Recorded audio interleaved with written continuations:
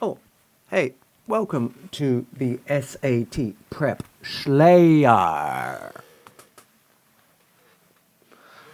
I'm your host, Cameron Scott Kirk, and together we are going to slay the SAT. Today we're talking about something called modifying phrases, which are super important in getting your SAT score up as high as you possibly can get it. Modifying phrases are quite common.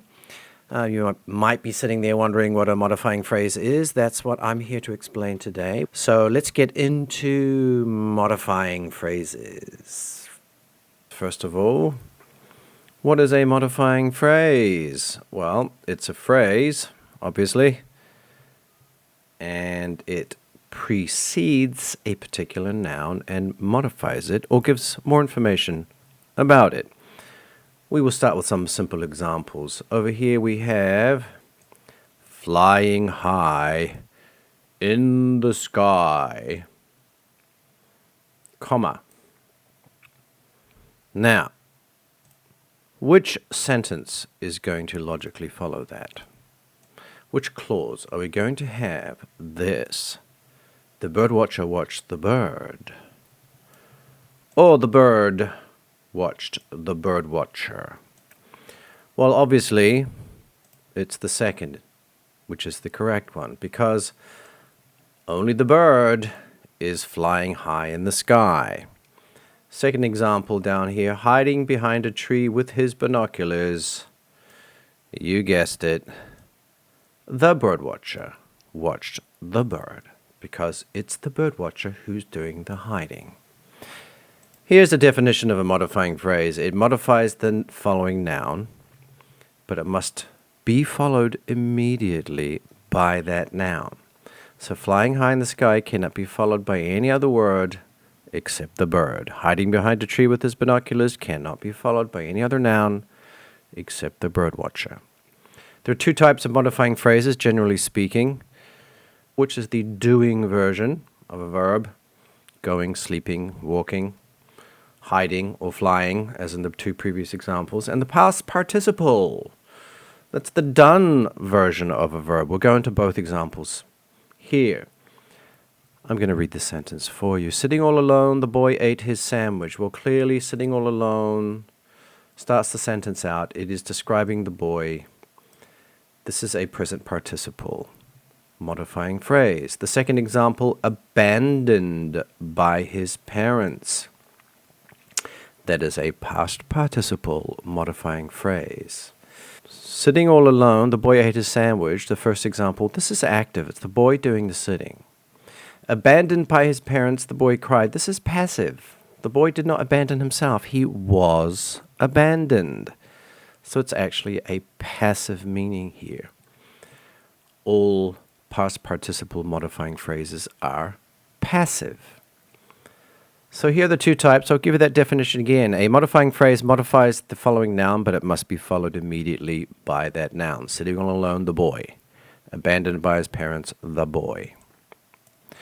All right, well, let's go down to a real-life example from SAT.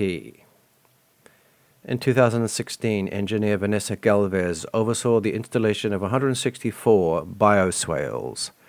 What are they?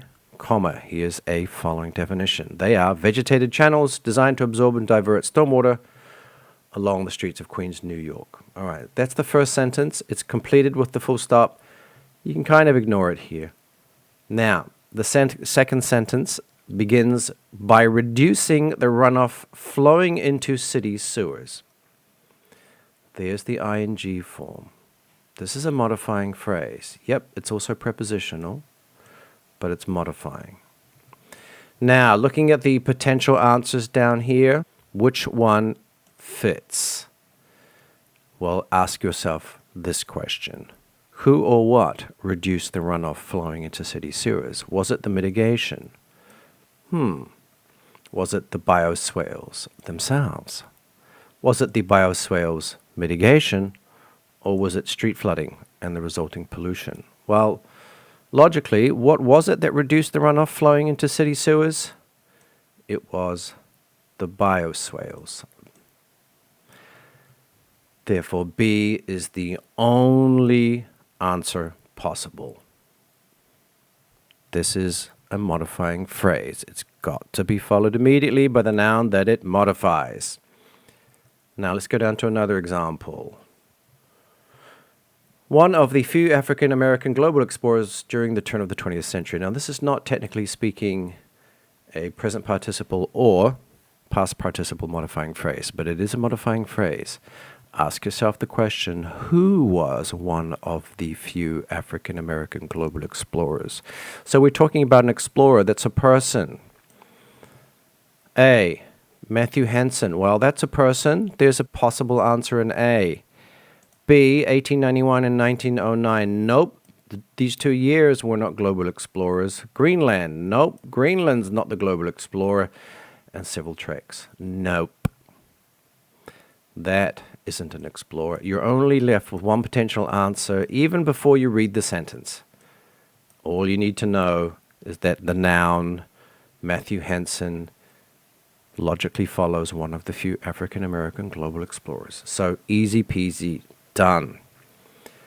Here's the next one. The Boston Saloon was one of the most popular African American owned establishments in 19th century Nevada. Full stop. That sentence is complete. You can kind of ignore it.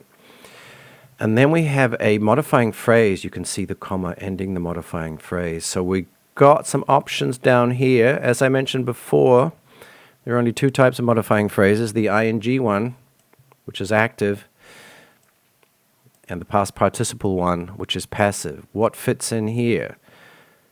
Did the saloon create itself? No, it didn't. It was created by William A.G. Brown. So therefore, we're going to go with the passive modifying phrase, created by businessman William A.G. Brown.